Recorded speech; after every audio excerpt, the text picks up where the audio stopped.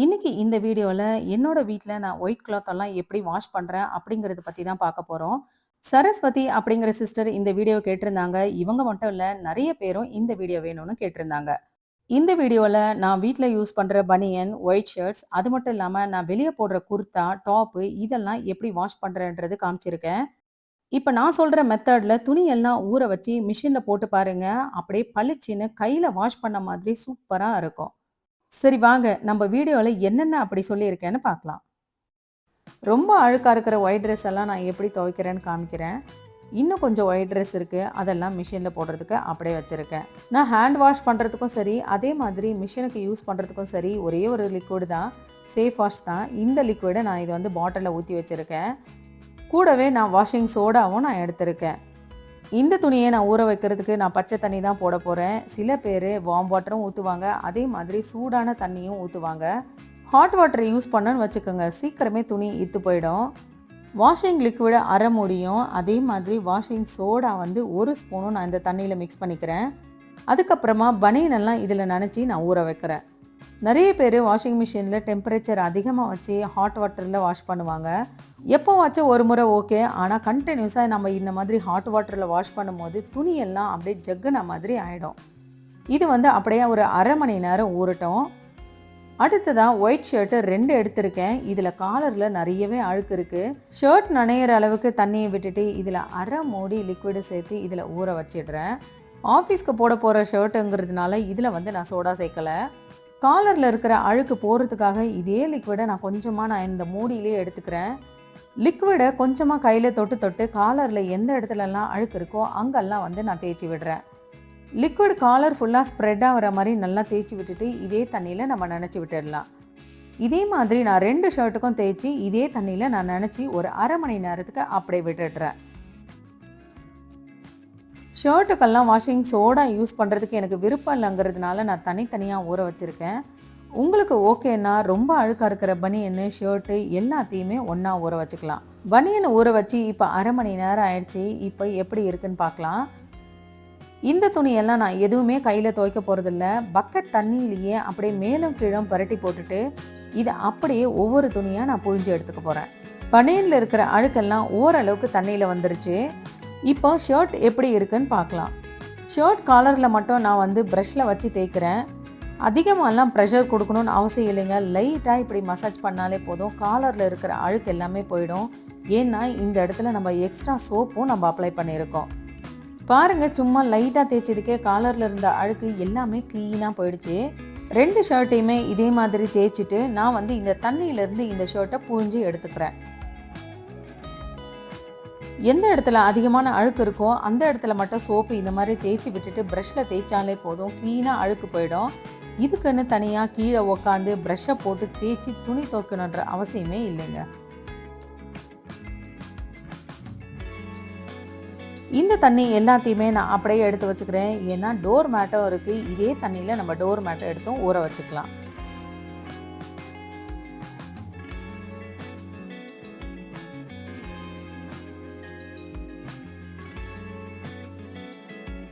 பூஞ்சு வச்ச துணி எல்லாத்தையுமே நான் பக்கெட்டில் எடுத்து போட்டுக்கிறேன்.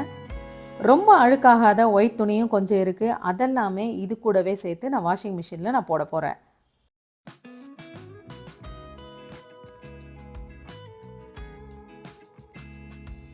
எப்போவுமே வாஷிங் மிஷினில் ஒயிட் கிளாத் போடும்போது இது கூட கலர் துணி சேர்த்து போடவே கூடாது.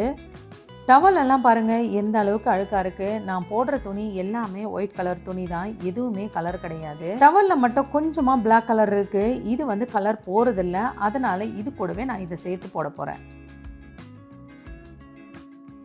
ஷர்ட் வந்து லைட்டாக கிரே கலரு. இந்த ஷர்ட்டுமே நான் இது கூட தான் சேர்த்து போட போகிறேன். ரொம்ப அழுக்காகாத வெள்ளை துணி, அதே மாதிரி சோடாவில் ஊற வச்ச பனியனு, தனியாக ஊற வச்ச 2 ஷர்ட்டு, இது எல்லாத்தையுமே ஒன்றா இப்போ மிஷினில் தான் நான் போட போகிறேன். ஒரு சிலர் எனக்கு தனித்தனியாக இப்படி ஊற வைக்கிறது எனக்கு அதிகமாக வேலையாக தெரியுது அப்படின்னு நினச்சிங்கன்னா, வாஷிங் மிஷினில் எல்லா துணியும் ஒன்றா போட்டுட்டு ட்ரம்முக்குள்ளவே 1 ஸ்பூன் வாஷிங் சோடாவை போட்டுட்டு அதுக்கப்புறமா நம்ம லிக்விடை சேர்த்துக்கலாம். எப்போவுமே வாஷிங் மிஷினுக்கு சோப்பு போடும்போது கொஞ்சம் எக்ஸ்ட்ரா தாங்க போடணும். நான் வந்து இந்த மூடியில் 1.5 மூடி நான் லிக்விட் சேர்த்துக்கிறேன். துணி நம்ம கையில வாஷ் பண்ணும்போது நம்ம பிரஷ்ஷை வச்சு தேய்ப்போம். அதனால கொஞ்சம் சோப்பு கம்மியா இருந்தா கூட பரவால்ல. ஆனா வாஷிங் மிஷின்ல நம்ம சேர்க்கும்போது கொஞ்சம் சோப்பு அதிகமா தாங்க சேர்க்கணும். இது கூடவே கொஞ்சம் சாஃப்ட்னரும் சேர்த்து நான் மிஷின் ஆன் பண்ணி விட்டுக்கிறேன். காட்டன்ல தான் துணி செட் பண்ணி வச்சிருக்கேன். துணி ஆன பிறகு எந்த அளவுக்கு இது பிரைட்டா இருக்குன்னு பார்க்கலாம். வாஷிங் மிஷின்ல நான் துணி போட்டு கொஞ்ச நேரத்துக்கு எல்லாமே கரண்ட் போயிடுச்சு. சாயங்காலம் 7 மணிக்கு தான் கரண்டே வந்தது. வெளிச்சம் இருக்கும்போதே துணி காய போடுறது எல்லாமே நான் வீடியோ எடுக்கணும்னு நினைச்சேன். அது என்னால முடியாம போயிடுச்சு. நைட்டு 7 மணிக்கு மேல தான் இப்ப நான் துணி காய போடுற வீடியோவே நான் எடுத்திருக்கேன். டவல் எல்லாம் பாருங்க எந்த அளவுக்கு பளிச்சுன்னு நல்லா பிரைட்டா தெரியுது. இந்த டவல் எல்லாம் வாங்கி ஆல்மோஸ்ட் ஒரு 2 இயர்ஸ் ஆச்சும் ஆயிருக்கும். கண்டினியூஸா வாஷிங் மிஷின்ல தான் இதை நான் வாஷ் பண்றேன். ஆனாலும் பாருங்க பழுப்பு நிறமா சேஞ்ச் ஆகாம எப்படி பிரைட்டாவே அப்படியே இருக்குன்னு. நைட் டைம்ல இந்த வீடியோ எடுத்ததுனால காலையில காஞ்ச பிறகு இந்த துணி எப்படி இருக்கும்னு காமிக்கிறேன். ஒயிட் துணி எல்லாம் தனியா ஊற வச்சு ஹேண்ட் வாஷ் பண்ணி நேரத்தை வீணாக்காம இப்ப நான் பண்ண மாதிரி பண்ணிட்டு அதுக்கப்புறமா மிஷின்ல போட்டு வாஷ் பண்ணி பாருங்க. துணி பார்க்கவே பளிச்சுன்னு பிரைட்டா தெரியும். இதே மாதிரி இன்னொரு வீடியோல பெட்ஷீட்ஸ் எல்லாம் எப்படி வாஷ் பண்றேன்னு நான் உங்களுக்கு காமிக்கிறேன்.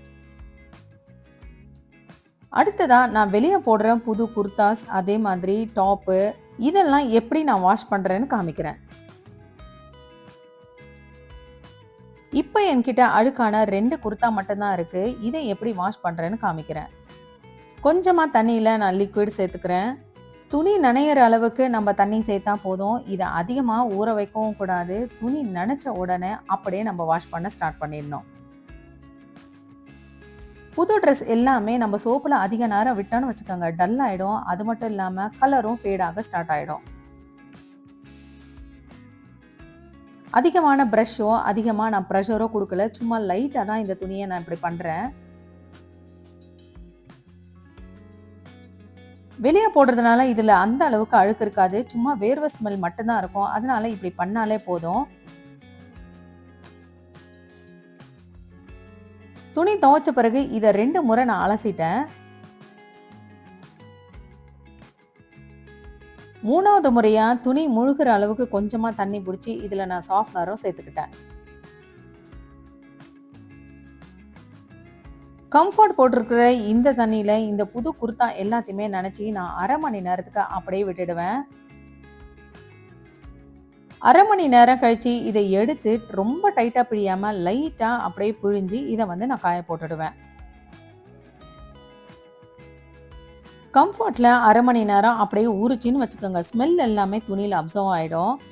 துணி காஞ்ச பிறகு பார்த்தீங்கன்னா அப்படியே இந்த புது ட்ரெஸ்ல எல்லாம் அப்படியே கம்ஃபர்ட்டோட ஸ்மெல்லு சூப்பரா இருக்குங்க. உங்க புது ட்ரெஸ்ஸை இதே மாதிரி நீங்க வாஷ் பண்ணி பாருங்க. ரொம்ப நாளைக்கு புதுசா அப்படியே டல் ஆகாம சூப்பராகவே இருக்கும். காலையில துணி காஞ்ச பிறகு பாருங்க இப்படிதான் இருக்கு. வானம் மூடிட்டே இருக்கு. வெயில் இல்லை, அதனால பார்க்க இப்படி தெரியுது. இப்போ கையில எடுத்து காமிக்கிறேன் எந்த அளவுக்கு துணிங்கள்லாம் ஒயிட்டா பிரைட்டா தெரியுது பாருங்க. காஞ்ச துணியெல்லாம் மடிச்சு வைக்கும் போது பாருங்க எந்த அளவுக்கு ஒயிட்டா தெரியுதுன்னு. இதே மெத்தட்ல நீங்க சாக்ஸ் கூட நீங்க துவைக்கலாம். இந்த வீடியோ பிடிச்சிருந்தா லைக் பண்ணி நம்ம சேனலை சப்ஸ்கிரைப் பண்ணிக்கோங்க. இதே மாதிரி வேற ஒரு வீடியோல உங்களை நான் மீட் பண்றேன். தேங்க்யூ.